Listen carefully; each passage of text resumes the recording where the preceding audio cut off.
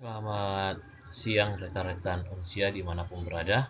Nah, kembali kita menghadapi ataupun mengikuti yang namanya bulan UTS di kampus Universitas Siber Asia.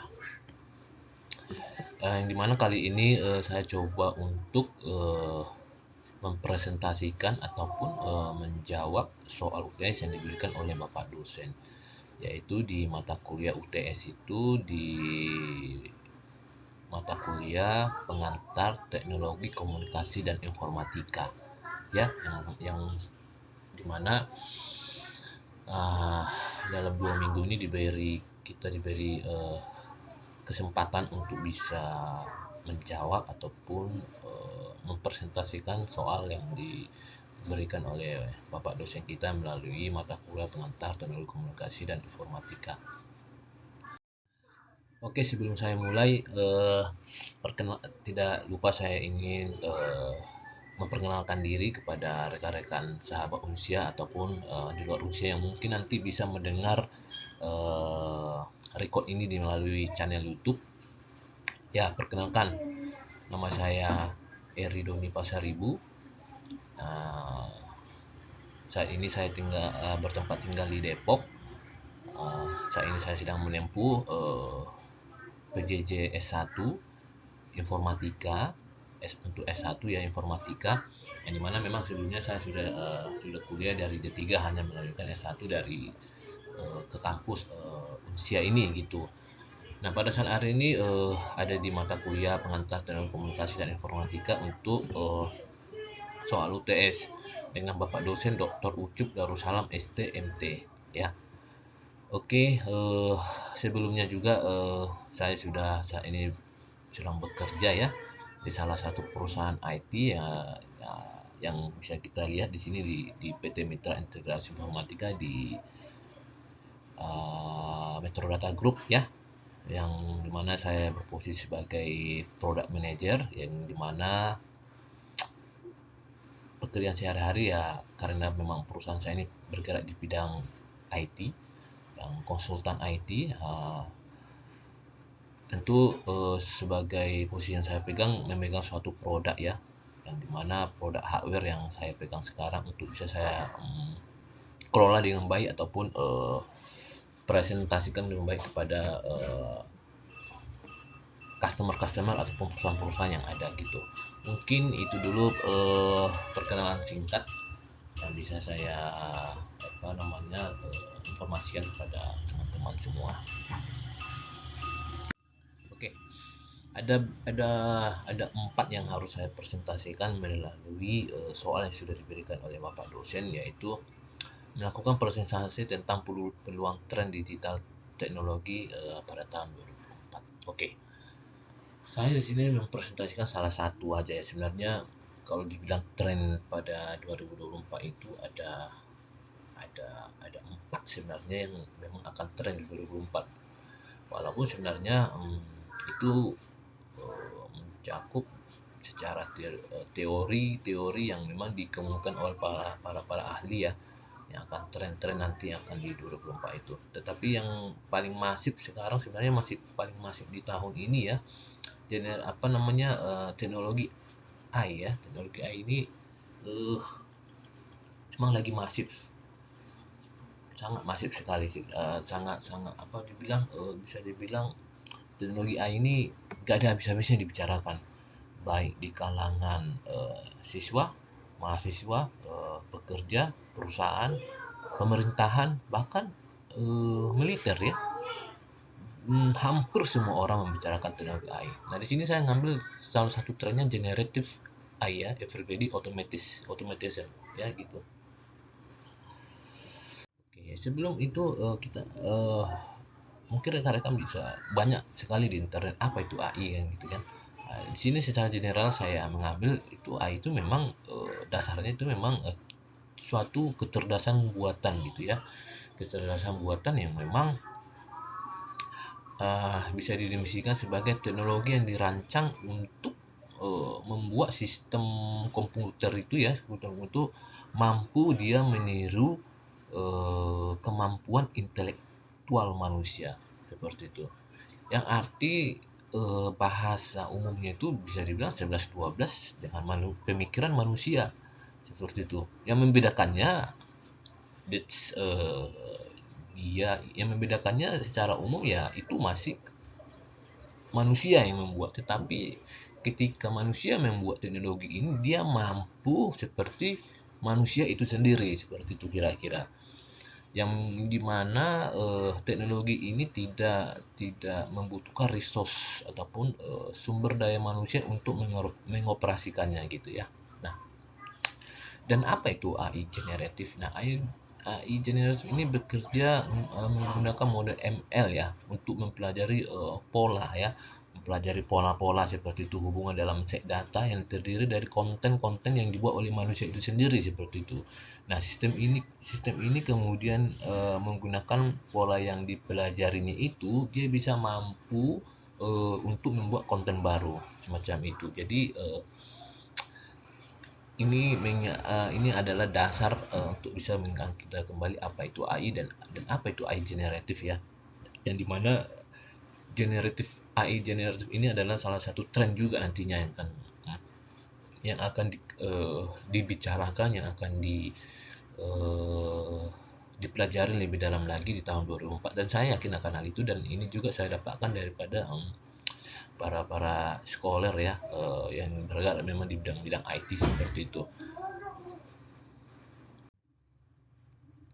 Nah, pada tahun 2004 ini akan terjadi yang lebih dalam lagi tentang kekuatan dan manfaat AI yang besar. Tahun 2023, 2022, 2021 itu sebenarnya manusia masih mencoba untuk bereksperimen, dan saya yakin di tahun 2024 nanti Indonesia sudah mampu mengambil bagian di teknologi AI ini ya, khususnya untuk manfaat yang baik lah ya, manfaat yang bisa membangun masyarakat, manfaat yang bisa membangun perkembangan teknologi yang ada di Indonesia ini, dan itu harus dikembangkan, harus dipelajari Indonesia lebih baik lagi seperti itu ya. Nah, AI generatif akan berperan sebagai asisten pribadi yang sangat pintar. Nah, tujuannya apa? Ya tentu meningkatkan efisiensi dan produktivitas setiap individu ataupun setiap orang yang ingin memanfaatkan teknologi itu seperti itu ya. Oke. Potensi Indonesia dalam ikut berpartisipasi aktif membangun tren digital teknologi di tahun 2024. Oke. Nah, apa yang menjadi potensi Indonesia dalam ikut berpartisipasi dalam membangun tren digital di tahun 2024 nanti? Nah, yang kita lihat itu adalah potensi Indonesia itu sebenarnya sangat besar sekali, baik dari sisi budaya, baik dari sisi kemampuan intelektualnya, baik sisi dari banyaknya kampus-kampus yang memang sekarang sudah makin berkembang ya. Hal ini harus bisa dimanfaatkan oleh pemerintah yang baik tentunya ya, yang dimana pemerintah harus bisa membangun jaringan ya, itu potensinya salah satu. Kenapa? Nah, dalam membangun jaringan kita bisa mengetahui tren-tren apapun, update-update yang bisa memang berhubungan dengan teknologi itu sendiri. Tentu harus aktif ya di bidang-bidang apa namanya, menghadiri seminari itu kan, konferensi, terus acara-acara komunitas gitu ya, dan para profesional yang berpikiran sama untuk bisa membantu Indonesia gitu dan bisa bertukar pikiran gitu. Nah, apa yang kedua, mengikuti pemimpin pemikirannya gitu ya. Nah, kita harus bisa mengidentifikasi pakar teknologi yang terkenal gitu. Siapa pakar teknologi yang terkenal? Tentu kita tahu seperti yang menciptakan Microsoft, eh, seperti Elon Musk yang lagi tren juga untuk menjangkau koneksi internet di seluruh pendalaman ya Indonesia nantinya ya gitu ya, yang memang, dan itu harus ya saya pikir Indonesia harus bisa mengadopsi teknologi dari Elon Musk itu ya, yang dimana memang sampai saat ini Indonesia belum mampu untuk menjangkau ataupun memberikan layanan koneksi terhadap masyarakatnya sendiri di pedalaman sana seperti itu. Nah, ini yang harus memang Indonesia berikan, mau bertukar pikiran dengan pakar-pakar teknologi yang memang terkenal seperti itu ya. Dan saya yakin juga Indonesia ada pakar teknologi yang baiknya gitu ya, yang bisa kita cari tahu sendiri gitu. Nah, Indonesia harus mampu membaca secara luas mengenai tren teknologi yang akan maju, yang akan memang kedepannya apa yang bisa dikembangkan seperti itu, dan harus memang mengikuti terus berita gitu ya, up to date lah ya gitu, dari berbagai sumber yang ada. Setelah itu bereksperimen ya. Nah, yang kita tahu ke belakang ini kadang-kadang memang Indonesia kurang memang bereksperimen dalam hal teknologi seperti itu, yang selalu ada hambatan. Contohnya saja yang baru-baru ini adalah seperti Elon Musk ya, yang ingin memang menaikkan satelitnya ke wilayah Indonesia untuk membantu memberikan jaringan koneksi yang ada di pedalaman. Tetapi itu terhalang. Banyak hal, selalu ada hambatan seperti itu. Yang artinya adalah menghambat kemajuan teknologi itu sendiri. Yang sebenarnya memang itu bisa dikaji lebih dalam lagi, hal-hal kurangnya, hal-hal dampak ketika satelit itu ada di awannya Indonesia seperti itu. Tapi saya pikir Indonesia harus mempelajari lebih dalam lagi agar jangan terhambat terhambatnya teknologi masuk ke Indonesia itu sendiri seperti itu. Jadi saya pikir Indonesia harus mampu, harus berani dalam bereksperimen ya, seperti itu loh. Bahkan sebenarnya harus bisa menguji. Kadang-kadang kita terlalu banyak berkomentar hal-hal negatif seperti itu, yang yang yang yang pada akhirnya teknologi yang ingin masuk, teknologi yang ingin kita pelajari tidak jadi seperti itu. Harusnya Indonesia itu mampu bereksperimen, bisa uji coba dulu sebelum memang berimplementasi seperti itu ya. Jangan langsung menolak seperti itu. Saya harap kedepannya Indonesia memang tidak menolak sesuatu teknologi yang baru, tetapi Indonesia memilih para scholar, para eh, bidang teknologi yang memang mampu untuk menguji teknologi tersebut di yang akan kita pakai gitu. Oke, tren digital teknologi 2024 apa saja kah contohnya? Nah, oke. Ada beberapa memang yang akan booming ya, yang akan menjadi tren. Tren itu apa sih? Trending ya. Trending di 2024. Sebenarnya banyak sih, sebenarnya banyak. Tapi yang memang lagi viral itu ya AI, ya. AI. Saya ambil generative AI, everyday automation, ya. Yang sudah kita bahas di awal tadi. Terus yang kedua, blurring real and digital real. Apa ini? Blurring and digital real. Ini seperti antara dunia nyata dan virtual yang bisa dikaburkan, yang semakin kabur seperti itu. Contohnya itu seperti apa ya? Hmm, film Avatar ya. Kalau rekan-rekan bisa pernah nonton film Avatar, ya teknologi itu yang dipakai seperti itu. Jadi semacam ada virtual reality seperti itu. Ini saya memang tidak berikan penjelasan yang sangat luar, dan ini bisa kita dapatkan penjelasannya lebih dalam lagi di artikel-artikel ataupun jurnal-jurnal yang memang sudah ada membuat judul Boring Real and Digital ini ya, untuk teknologi ini. Nah, teknologi yang ketiga itu ada sustainable technology. Nah, ini sebenarnya lebih luas lagi, tetapi saya yang ngambil sini yang lagi booming itu adalah bagaimana eh, menghadapi ancaman-ancaman cyber yang semakin meningkat seperti itu.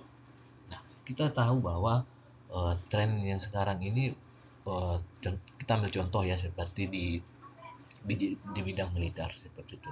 Di bidang militer itu sendiri kita bisa lihat ya, mereka itu sebenarnya tidak lagi tren mengangkat senjata seperti itu. Mereka lebih kepada serang cyber seperti itu, yang lebih memang ampuh untuk melumpuhkan suatu jaringan teknologi mereka seperti itu. Dan ini menjadi pusat perhatian ya, seperti itu. Dan inilah yang menjadi tren nanti di 2024, yang dimana semakin majunya teknologi, semakin mudahnya teknologi itu juga diserang. Nah, ini harusnya dipelajari oleh Indonesia. Dia harus bisa mengambil bagian, dia harus bisa mempelajari teknologi-teknologi baru itu, apa kelemahannya, sehingga Indonesia melalui para ahli-ahlinya, para mahasiswa-mahasiswa yang nantinya bisa lulus, diberikan kesempatan untuk mempelajari di bidang cyber ini seperti itu. Nah, yang keempat itu adalah quantum computing. Nah, quantum computing ini saya pikir masih menjadi tren sih. Ini sebenarnya sudah lama ya. Nah, sangat apa ya, sangat antusias juga, dan banyak juga perusahaan-perusahaan korporat yang sudah beralih ya ke komputasi kuantum ini, atau yang umum kita bilang itu cloud ya. Dan kebetulan memang perusahaan saya sendiri menjual ini gitu, bukan bermaksud untuk apa yang namanya uh, promosi, tetapi memang faktanya adalah belum semua perusahaan mampu ataupun berani untuk beralih dari teknologi on on premise ke cloud seperti itu. Karena masalah tadi yang di poin 3 tadi, sustainable teknologinya, ketahanan cybernya bagaimana, security-nya bagaimana. Nah, perusahaan-perusahaan yang memang teknologi sudah besar, perusahaan-perusahaan yang besar itu dia belum mau ataupun belum berani untuk mengambil hmm, teknologi kuantum ini untuk dia pindahkan ke cloudnya. Belum semua perusahaan berani itu mewujudkan itu gitu. Tapi saya yakin seiring dengan waktu, eh, para ahli mampu memberikan apa namanya suatu statement bahwasanya memang security di kuantum komputasi atau cloud itu bisa memang sudah setara security-nya dengan on premise ya, seperti itu, physical server gitu. Nah, ada pertanyaan terakhir yang diberikan oleh Bapak dosen kita, yaitu apa peran kita sebagai mahasiswa mempersiapkan tren teknologi di tahun 2004 nanti, yang sebentar lagi akan kita jalanin seperti itu ya. Kalau saya sendiri sebenarnya sudah jalan dua kaki, sudah sebagai mahasiswa baru lagi. Sebelumnya saya juga mahasiswa, dan mahasiswa baru lagi sebagai pekerja. Soalnya saya posisi sudah bekerja seperti itu. Nah, peran saya adalah sehari-hari itu memang memberikan edukatif ya, memberikan edukatif kepada orang-orang yang ada di sekitar, yang dimana memang pekerjaan saya itu setiap ada update produk, ada update teknologi, itu saya harus mempresentasikan dengan baik, menjelaskan dengan baik apa teknologi yang akan ingin saya tawarkan ke mereka seperti itu, sehingga tidak merugikan di satu pihak satu sama lain gitu. Nah, dari mahasiswa sendiri itu ya harus berperan aktif tentunya ya. Dari ketika kita itu mengambil semester 1 di bidang IT, berarti kita itu sudah memberikan hati kita sepenuhnya kepada bidang IT gitu ya. Jadi dari situ awal sudah harus belajar teknologi dan harus mampu berperan. Apa tuh perannya ya? Yang pertama itu harus bisa menjadi agen perubahan dalam masyarakat tentunya, ya gitu ya, sebelum memasuki nantinya di dunia pekerjaan gitu. Nah, yang kedua adalah mahasiswa itu mampu berperan aktif dalam mengatasi kesenjangan digital ya, menginisiasi program-program pelatihan digital bagi masyarakat sekitar gitu. Kita tahu masyarakat kita itu masih minim teknologi ya, masih sangat minim sekali. Jadi saya pikir harusnya mahasiswa, khususnya mahasiswa yang saat ini memang full mahasiswa belum bekerja, saya pikir harus mampu gitu memberikan edukasi terhadap masyarakat kita gitu. para mahasiswa dan pemuda mahasiswa ini harus berpartisipasi ya dalam membagikan pengalaman pribadinya gitu, memberikan dukungan dan mengadvokasi perubahan yang terjadi. Jadi up to date ya, perubahan teknologi gitu ya, harus aktif ya. Mahasiswa juga harus bisa meningkatkan aksesibilitas internet di wilayah-wilayah terpencil melalui berbagai inisiatif ya, membangun infra internet yang lebih baik dan memberikan pelatihan digital kepada masyarakat setempat. Saya pikir mahasiswa harus mampu. Ketika mahasiswa sudah beranjak di semester 4, semester 5, semester 6 ya, atau semester 7, itu sudah mulai apa namanya, PKL seperti itu ya, mahasiswa harus mampu uh, mencoba ini gitu ya, mahasiswa baru. Suatu saya itu di D3, D3 itu sudah saya rasakan, dan ketika saya belum menyusun tugas akhir di D3 itu, kampus saya memberikan kesempatan kepada mahasiswa itu untuk melakukan PKL. Nah, di situ kesempatan saya untuk bisa belajar,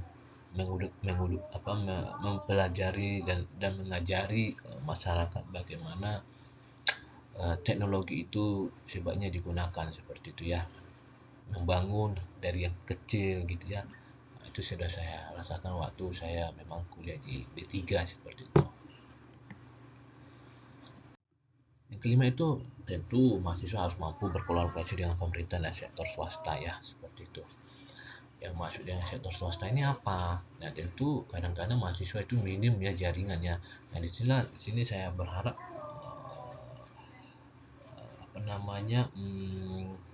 peran daripada kampus itu sendiri untuk bisa membangun relationship ataupun menjadi partner, partner di perusahaan-perusahaan swasta yang bergerak di bidang IT, agar mahasiswa itu sendiri tidak tertinggal yang namanya IT, yang tidak tertinggal namanya produk IT. Nah, itu saya pikir kampus di sini perannya sangat penting sekali ya, seperti itu. Nah, dengan startup juga penting mahasiswa harus bisa ya beradaptasi, berkolaborasi dengan startup ya. Dan juga mahasiswa itu harus terus up to date, tidak boleh tertinggal. Anytime itu harus selalu banyak membaca gitu, banyak membaca tentang teknologi apa nanti yang akan muncul lagi, apa nanti ke depan yang akan dicoba-coba oleh manusia itu sendiri ya. Nah, mahasiswa itu harus mampu memanfaatkan teknologi secara optimal ya, secara optimal gitu. Sayang teknologi itu kalau tidak dimanfaatkan ya. Nah, mahasiswa itu harus mampu meningkatkan literasi digital, tentu ya harus mampu itu kan.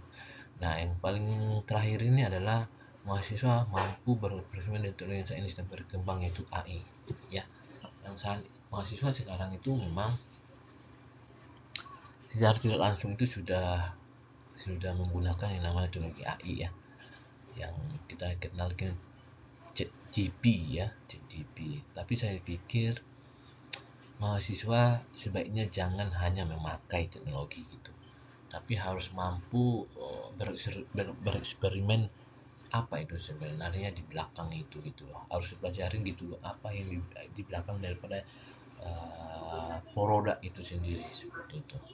Seperti juga kamera juga sudah, saya pikir sudah disusupin dengan namanya teknologi AI yang tidak secara langsung kita ketahui gitu ya.